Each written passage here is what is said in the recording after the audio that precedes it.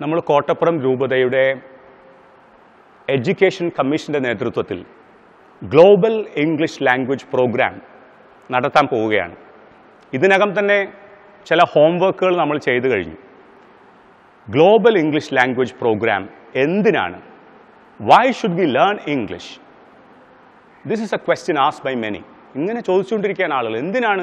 ഞങ്ങൾ English medium students ഒക്കെയാണ്, പിന്നെ ഞങ്ങൾക്ക് ഇനി പ്രത്യേകിച്ച് എന്താണ് ഇംഗ്ലീഷ് പഠിക്കാനുള്ളത്? എന്താണ് ഈ ഗ്ലോബൽ ഇംഗ്ലീഷ് ലാംഗ്വേജ് പ്രോഗ്രാം? ഇങ്ങനെ കുറേ ചോദ്യങ്ങളുണ്ട്. അപ്പം നമ്മൾ ആദ്യം ഈ ചോദ്യം ഉന്നയിക്കുകയാണ്, why should I learn English? Why should we learn English? നമ്മുടെ പ്രത്യേക സാമൂഹ്യ സാംസ്കാരിക സാഹചര്യത്തിൽ നമ്മൾ എന്തിനാണ് ഗ്ലോബൽ ഇംഗ്ലീഷ് സ്വായത്തമാക്കുന്നത്? ഈ ഒരു കാര്യം ഇപ്പോൾ നമ്മുടെ പോളി സാറ് എക്സ്പ്ലെയിൻ ചെയ്യാൻ സഹായിക്കും.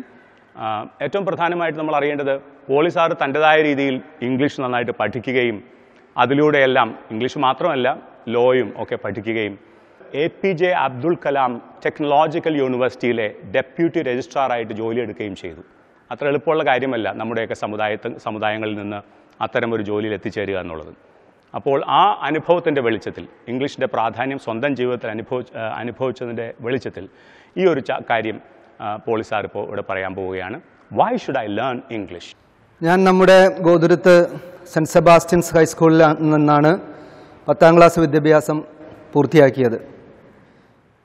ആ 82 കാലഘട്ടത്തിൽ ഞാൻ ഒരു സാധാ വിദ്യാർത്ഥിയായിരുന്നു.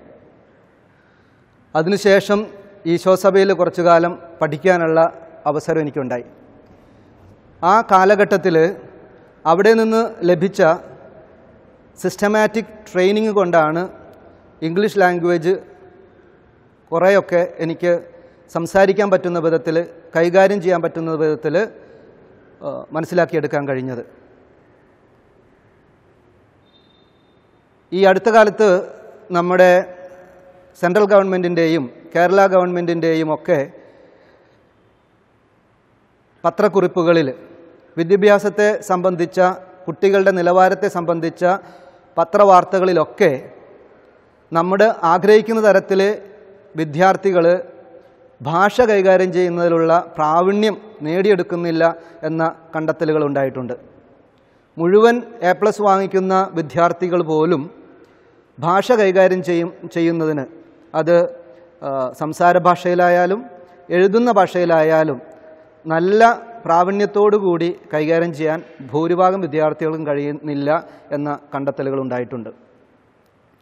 അതേസമയം ഇന്ത്യൻ വിദ്യാർത്ഥികൾ ഏറ്റവും കൂടുതൽ വിദേശ രാജ്യങ്ങളിലേക്ക് ജോലി തേടിയും തുടർ പഠനങ്ങൾക്കുമായിട്ട് പോകുന്ന കാലഘട്ടവുമാണ്.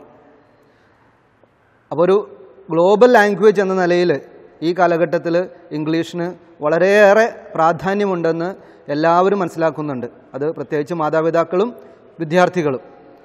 ആ ഭാഷ നല്ല ഗ്രാമറോടുകൂടി, നല്ല ഉച്ചാരണത്തോടുകൂടി ഒരു സ്റ്റാൻഡേർഡ് ഇംഗ്ലീഷായിട്ട് സംസാരിക്കുക എന്നുള്ളത് ഈ കാലഘട്ടത്തിൻ്റെ ഒരു അത്യാവശ്യമാണ്. കൂടാതെ അത് നമ്മൾ ആർജിക്കുമ്പോൾ നമുക്ക് കിട്ടുന്ന ഒരു കോൺഫിഡൻസ് അത് വാക്കുകളിലൂടെ പറഞ്ഞറിയിക്കാൻ കഴിയുന്നതല്ല.